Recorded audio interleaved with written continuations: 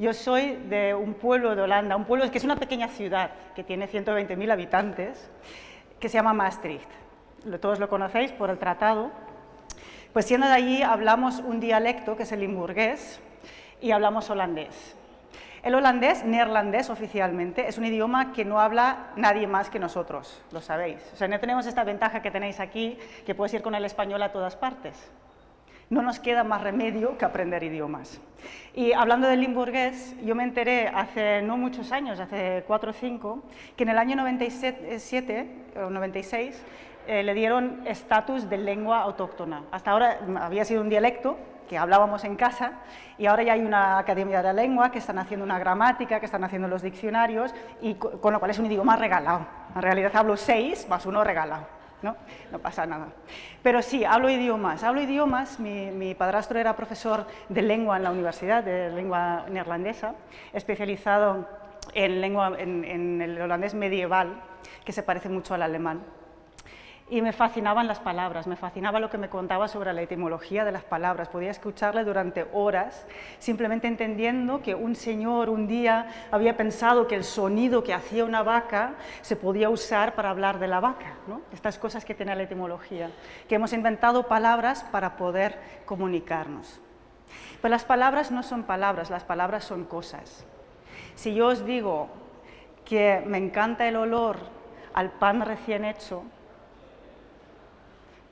¿sabéis? El olor al pan recién hecho, pasáis por delante de una panadería y os llega esta ráfaga, os evoca un montón de cosas, los recuerdos a los panes que habéis comido de pequeños, ¿no? Los momentos que habéis pasado con otras personas comiendo pan, os entra hambre. Incluso puede que ahora os entre hambre, porque por la hora que es ya podemos, ¿no?, entrar hambre. Las palabras son cosas, y las palabras, cuando las juntamos, forman frases y forman historias. ¿Y os habéis preguntado por qué nos contamos historias? Porque vivimos en este mundo donde hemos relegado las novelas, el cine, las historias al entertainment.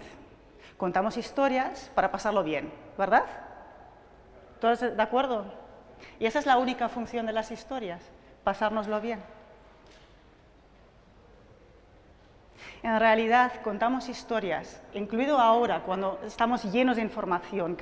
A cada momento nos bombardean con datos, con noticias, con fotos, con los gatitos de Facebook.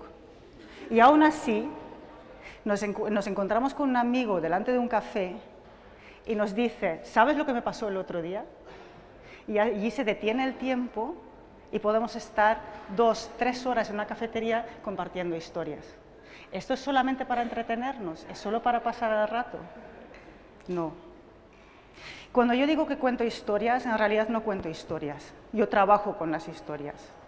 Yo me meto en estos cafés, no literalmente, me meto en las conversaciones que hay en las empresas, en las organizaciones, y escucho y hago preguntas. Y fomento que la gente comparta más historias. ¿Por qué? Porque cada vez que escucho una historia, o cada vez que elaboro una historia, estoy tratando de entender el mundo de una manera nueva. Cada vez que yo le explico a alguien lo que me pasó ayer y por qué me pasó, y si me puse nerviosa o me hizo reír, estoy dando un sentido al mundo que me rodea y las cosas que me pasan. Y esa es la principal función de las historias, no la de entretener solamente, es la de entender el mundo. Y en el momento en el que estáis vosotros, que estáis en la universidad, que os estáis planteando qué vais a hacer a continuación, qué forma vais a dar a vuestra vida profesional y personal, es un buen momento para sentaros, daros cuenta de las historias que os habéis contado hasta hoy y las que queréis construir hacia el futuro. Porque cuando yo me cuento lo que quiero hacer y cuando lo comparto con otra persona, estoy dando forma al sueño. El sueño, si no, es una cosa amorfa, ¿no? Es algo que me gustaría ser, me gustaría hacer. Pero en el momento que lo pongo en orden, que lo cuento, empiezo a ver las posibilidades de hacerlo realidad. No hace falta hacer tantos planes de negocio, que también, que no sentar la base en la historia, en cómo me veo a mí misma, cómo veo mi futuro y cómo veo el camino para llegar allí. Cuando lo compartimos con otra persona, ¿qué ocurre? Nos va a dar una opinión, ¿verdad? Si por un momento nos quedamos en la historia, y no preguntamos, porque las preguntas son importantes. El tipo de pregunta que yo me hago me da una respuesta o me da otra. Si yo pregunto a una persona, ¿qué opinas o qué harías?, me da una opinión. En cambio, si le hago preguntas del tipo, ¿tú cómo ves este camino? ¿Cómo lo caminarías tú? ¿Qué paso darías a continuación? O cuéntame cómo fue para ti. ¿Qué hiciste tú cuando saliste de la universidad? Y deja que la persona hable, que cuente con pelos y señales todo lo que hizo, los miedos que sintió y los pasos que dio. Allí podemos aprender, porque de la misma manera que las historias dan forma y sentido a la experiencia, cuando yo os cuento algo personal y lo cuento con sentido, os podéis sentir en mis zapatos y podéis aprender de mi experiencia. No aprendemos solamente de las ideas, de lo racional, aprendemos cuando podemos sentirnos en los zapatos de una persona. Y os voy a poner un pequeño ejemplo, con permiso de mi amigo Nacho, que le quiero mucho y le pregunté si podía contar su historia profesional. Mi amigo Nacho, cuando tenía 18 años y tenía que hacer los exámenes de selectividad, ¿os acordáis? Que te piden en la lista qué universidades quieres atender, qué estudios quieres hacer, ¿verdad? Que tienes que rellenar el formulario. Y él tenía tan claro que solo quería hacer una cosa en la vida, que se quedó con esta única cosa: quiero hacer oceanografía. Y solo había una universidad donde lo podía cursar. Y como tenía que rellenar, tenía que dar segundas y terceras opciones, puso Bellas Artes en Madrid, Bellas Artes en Valencia, Bellas Artes en Barcelona, todas las facultades de Bellas Artes que se le ocurrían. Él solo quería ser oceanógrafo. Por la noche llegó a casa, cenó con sus padres y su padre se sentó con él y dijo, ¿ya has rellenado la lista? ¿Ya has dicho lo que quieres estudiar? Y Nacho le dijo, sí, oceanografía, ya lo sabes, es lo único que me gusta en la vida, es lo único que quiero hacer.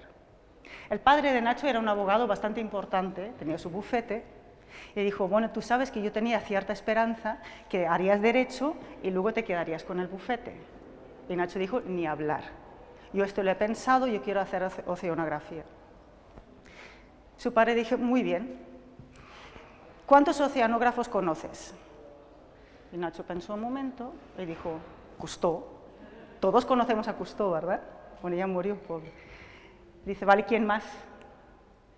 Y Nacho dijo, bueno, pues Cousteau tiene un equipo, hay gente que trabaja con él, no trabaja solo. Y su padre, vale, ¿quién más? Bueno, algunos más habrá, más oceanógrafos hay, que los océanos son muy grandes y necesitamos muchos científicos que los estudian. No conoces a nadie más, ¿verdad? Pues no. ¿Cuántas universidades hay donde enseñan oceanografía? Nacho dijo, pues en España solo una, pero en Francia hay otra y hay otras en el mundo. ¿Vale? ¿Cuántos institutos de oceanografía hay donde puedes trabajar luego? Lo adivináis, ¿no? El de Cousteau.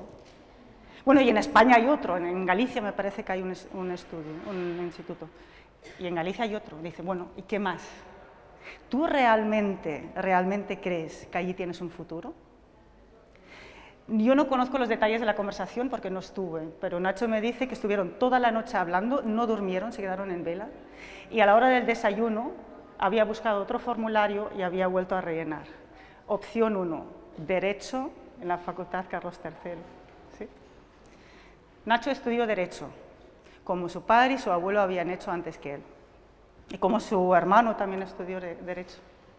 Y al terminar la carrera le ofrecieron un trabajo en un banco, lejos de la oceanografía, lejos de todos sus sueños.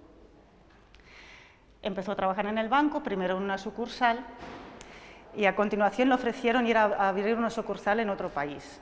Se pasó muchos años en Brasil, en Filipinas, en otros países asiáticos, y lo pasó muy bien, porque encontró una mujer que le gustaba tanto el mar como él, y juntos hacían surf, hacían kitesurf, navegaban, nadaban, se pasaban el día en el mar.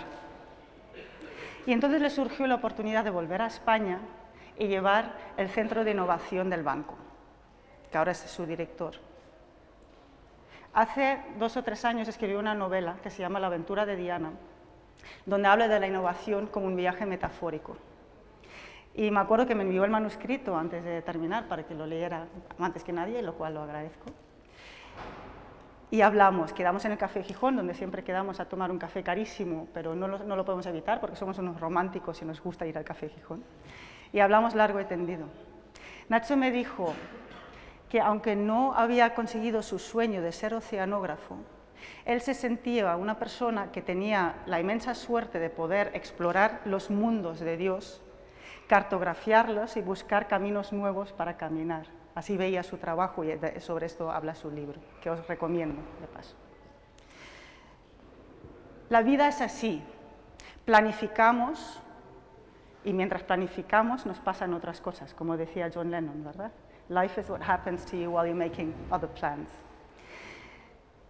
La capacidad de contarnos y de recontarnos lo que nos pasa nos ayuda a no volvernos locos en muchas ocasiones, a dar sentido a los cambios que nos pone la vida por delante, a las personas que nos proponen cosas que no teníamos previstas y asumirlas y integrarlas en nuestra vida. Porque está muy bien lo que dice Joana, yo espero también que todos encontráis trabajo, pero es muy probable que este camino de encontrar trabajo se parezca poco a lo que ahora imagináis o lo que os han contado vuestros padres, como a mí me contaron los míos. Tú estudias, sacas buenas notas, haces entrevistas, tienes un trabajo. Y aún en la visión de mis padres era de por vida. Esto ya no existe. Ya no existe, el mundo es diferente ahora. Igual algunos tenéis que inventaros un trabajo, tenéis que montar una empresa, tenéis que inventaros y reinventaros 1000 veces. Y las historias que os contáis por el camino os van a ayudar no solamente a conseguirlo, sino a conseguirlo de una forma que seáis felices y que os sentís realizados. O sea que espero, de verdad, que no solamente tomáis café con los amigos, sino que tomáis nota de las cosas que os pasan, los releéis, los reescribís, le pongáis todos los colores que os haga falta para creéroslo y sentiros felices. Muchísimas gracias.